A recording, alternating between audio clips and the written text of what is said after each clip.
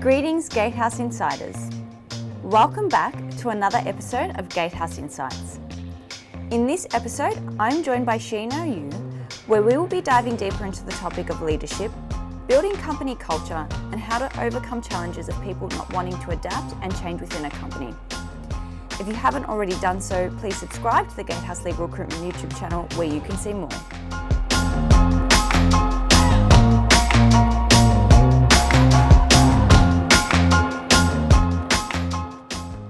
So I wanted to begin with your views on the connection between leadership and culture and how important these culture and leadership has an impact on a firm or a company. Yeah, sure. Culture, to put it simply, is the unwritten rules, behaviours and ways of working. And it governs how we do things around here, such as how we interact with each other and how we solve problems. So culture influences leadership style that work or fail to work in a workplace. So for example, if your organization's culture is quite risk averse, then it has a high potential to limit the effectiveness of a new leader who's courageous and wanting to implement a lot of large scale change projects. Then leadership in turn influences culture through leaders' behavior. At Zaparas, our culture is built on client service. So whether we're discussing a key performance indicators or discussing systems and processes or HR policies and practices, our leadership is demonstrating a client-centric culture, which sets the tone for the rest of the firm. On the contrary, if your organization is highly authoritarian, then the company is going to have some difficulty to foster creativity, to manage change. Because if you understand some of the characteristics of the authoritarian leadership style is that leader speaks, leaders give instruction, and people follows. There are little feedback is sought from the rest of the team, and almost all goals and decisions are made by the manager alone without much consultation with the rest of the team. So you can imagine if you practice that kind of a leadership for a long time, that you will create for sure a culture of resentment and distrust. So I think leadership and culture are really the two sides of a coin that one influence the other, but both actually drive performance. How do you change a leader's style? How do you change that? Through development, but the leader needs to first say, I'm willing to do that. You can't change someone if they're not willing for change. So you have to point out to them that there is issue with that behaviour and how the firm and the culture and the people are affected. And then you create that willingness, and that's the start of change. Yeah. Why is leadership development important for lawyers, and at what point in their career should they start be looking at leadership and developing these skills? Yeah, leadership development I think is crucial for anyone who aspires to become leaders. This is no exception for lawyers. We see many lawyers actually rise to the leadership position not solely based on their capability of developing and managing people. In many cases, we see those lawyers gets promoted to leadership or managerial positions based on how successful they are in the craft. This is actually quite bizarre because we know a lawyer cannot become a barrister or judge without going through extensive training and development. But why we think it is okay for a lawyer to become a leader or manager without going through extensive leadership development? You know, if we don't cultivate a leadership in our people, in our lawyer, then what they will do is they will perform leadership roles by applying the skills that actually got them where they were as lawyers. And that is inadequate. Why we should, when we should develop their skills, I guess we should really develop them when they were students in the universities. Faculty should intentionally model leadership and demonstrate to the students what it means by becoming a leader. And students, on the other hand, can observe the professor's actions and interactions with others to learn how to address their colleagues and classmates, and how to respect one another, and what it means by becoming a professional. And I think in recruitment, I hear a lot of law students saying to me that the reason I entered into law school is because I wanted to make a difference. I wanted to advocate for those who can't advocate for themselves. I wanted to make the community a better place. I think that's inspiration for leadership. And us as leaders and managers and mentors, we owe them. We need to set them up for success, not just in the areas of law, but also in other areas that they will be giving instructions, that they will be influencing people and communities, in other areas that they will make decisions. So I think you really need to develop those key skills when they were still students. But also, you think about when the lawyer enter into a workforce, what happens is that they don't normally start at the bottom of the rank like some of other jobs. They start somewhere in the middle.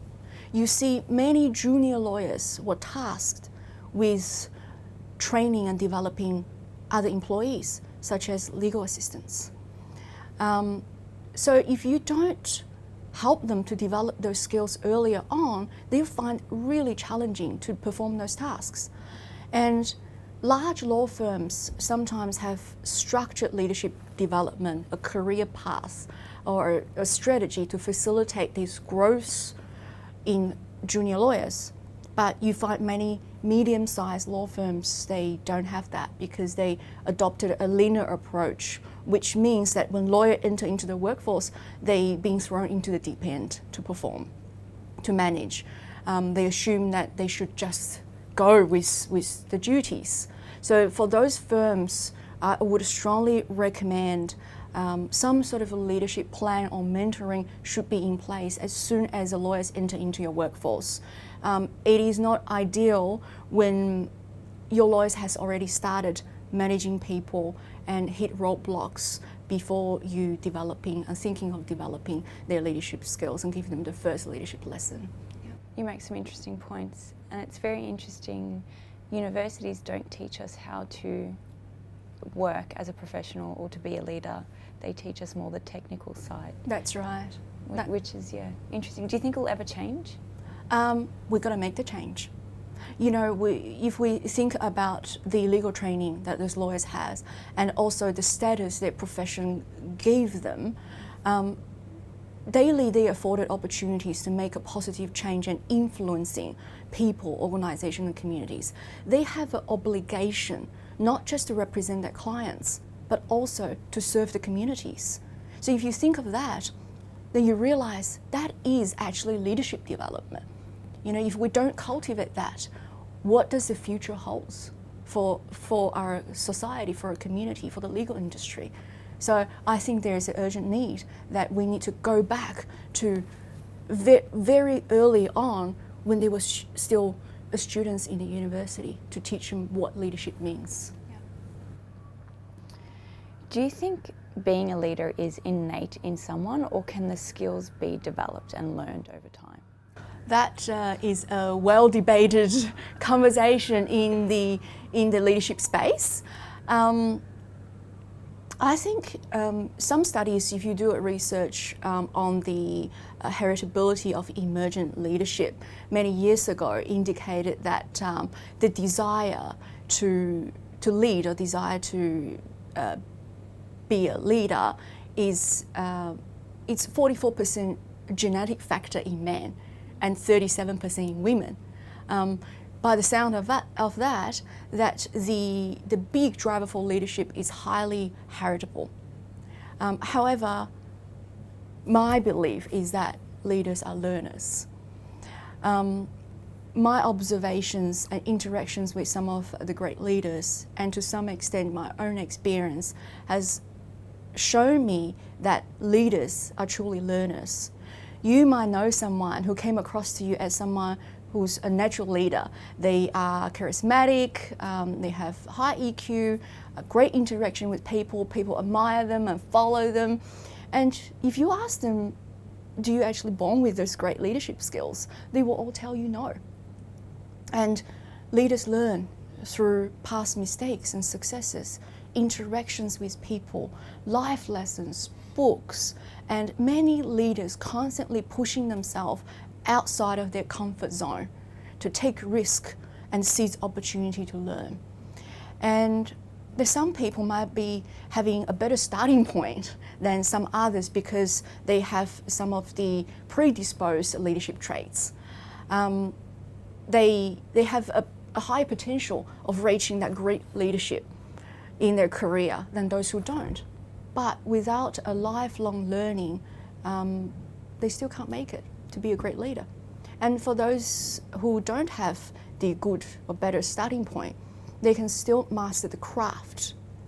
And through continuous improvement and commitment to learn and seize opportunity, they can eventually become great leaders. Let's talk about some of the leadership development initiatives you have implemented at Zaparas Lawyers. Tell us a little bit more about them. Well, it was truly very exciting. I think a lot of leadership development initiatives fail because companies don't understand that leaders and leadership are different. A company might have competent leaders, but they may still lack the leadership capacity in the firm. And leaders can leave your company, but a leadership capacity will ensure you have a pipeline of arising leaders. So when we were thinking about leadership 3 years ago, we were really thinking about how do we develop the overall leadership capacity as Zaparas.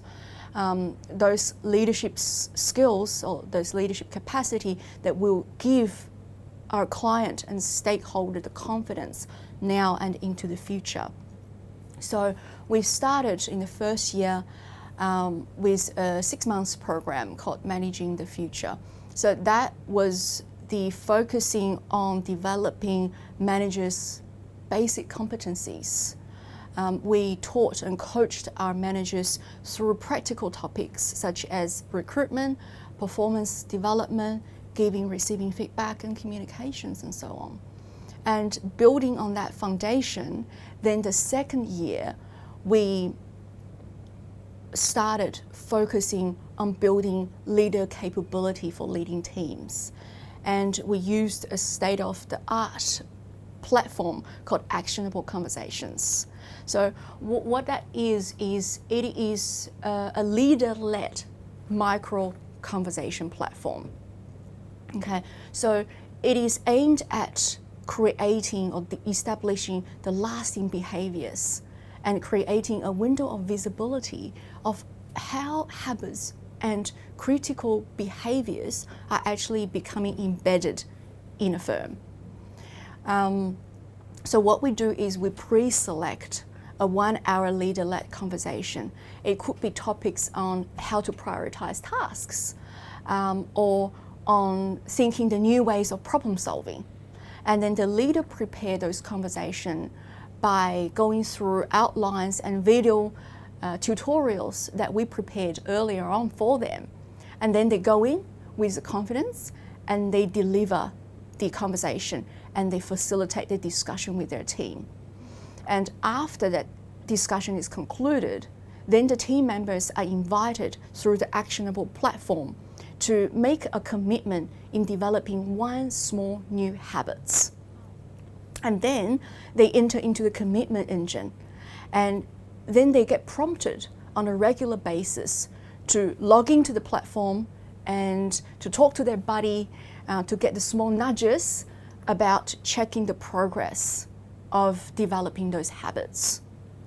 And this new way of learning overcomes one of the biggest problems of the old way of learning, which is we forget most of what we've learned because we cannot apply it straight away, right? So when when leaders actually prepare those conversations, lead those conversations, not only that they learn at a deeper level, but their whole team learn with them.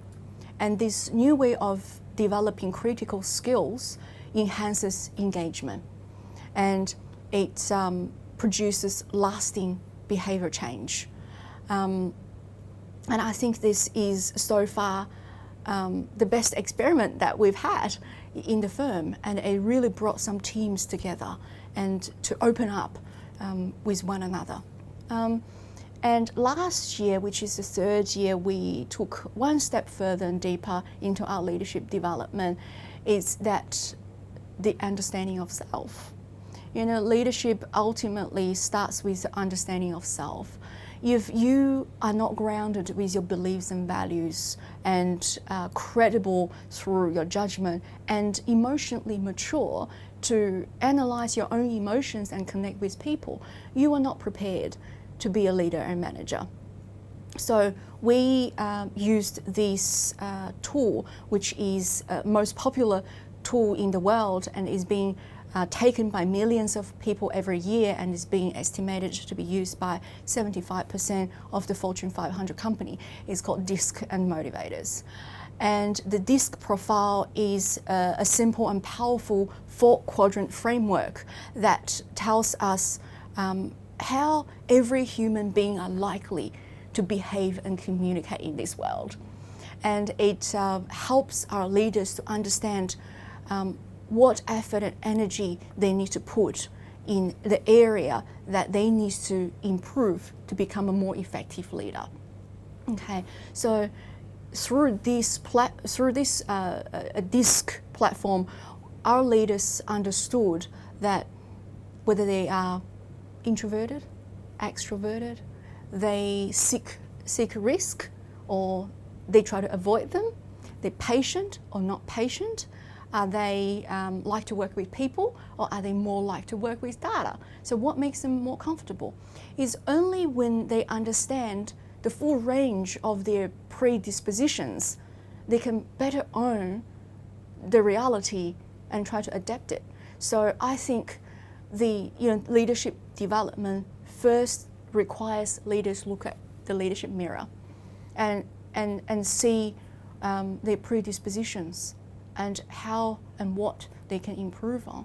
So through these 3 consecutive years of leadership development, we have created a leadership team that's going to deliver the confidence for Zaparas leadership now and in the future. That's amazing.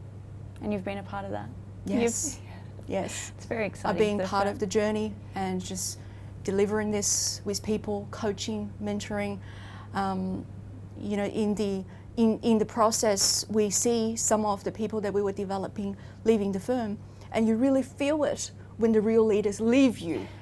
It hurts, but you understand that it is the leadership capacity that you're developing, that you need to supply the firm, the company where you work for, a steady leaders that is going to service the people and the clients and the community. Yeah. Have you, from your experience, how have you overcome the challenges of people not wanting to adapt to changes or to adapt these new leadership initiatives? How have you overcome those issues? Yeah, they're everywhere. And they are normal. It's normal behavior because we get where we are by doing what we do. And why would we want to change if there's nothing wrong with it? So the first thing you need to point out to them is why the old behavior no longer produces results. And why the new behavior you're proposing is going to fix the problem. You need to demonstrate there is a business problem and how the new behavior you are demanding would fix it. And then when people start to open for the idea, for change, you need to provide them with resources and training to make sure they learn how to do it, and give them incentives to make sure that the learning actually continues. So, for example, performance through collaboration and inclusion has been something that we encourage in the firm in the past 2 years. In the beginning, I have to point out to our leadership team that the individual superstar performance model no longer worked in the business, and how the culture and its people has been negatively affected by this kind of performance model, and demonstrate to them that the future is through producing results by inclusion and collaboration. This is certainly not an easy task. It took me months. How did you get it through? You have a mission. When people are looking at you for those changes, and you know they're right, you know you're there to facilitate the change, you just push through. You run with it. It requires tremendous energy from someone. It is not for a fainted heart. And when I demonstrated and made a business case with our leaders, and they started to show willingness of those ideas, as soon as you see that, you know, I coach them, I train them every step of the journey, and then I celebrated with them. I recognized every milestone and achievements that they have. And when the leadership team see the positive change of people and culture through those initiatives, it gives them great confidence in other initiatives that you're going to propose and implement. Leaders that want to make that change and really develop, I suppose, juniors, where should they start? What's one thing they should start doing? Understanding of self. They needs to understand, leaders need to understand their own predisposition before they can start lead others. And who you are becomes a key predictor of what you can help people to achieve. If you don't understand your strengths and weakness, what tasks come to you easily, what tasks requires tremendous effort, you won't be able to cultivate and develop someone else. So I think for leaders, for anyone who aspires to be a leader, the understanding of self is critical. And then you will build that emotional intelligence and a confidence to actually go and mentor and coach others and develop them. And there you have it. Another episode of Gatehouse Insights draws to an end. Thank you for watching, and thank you for sharing this video with your friends. Make sure you subscribe to the Gatehouse Legal Recruitment YouTube channel where you can see more.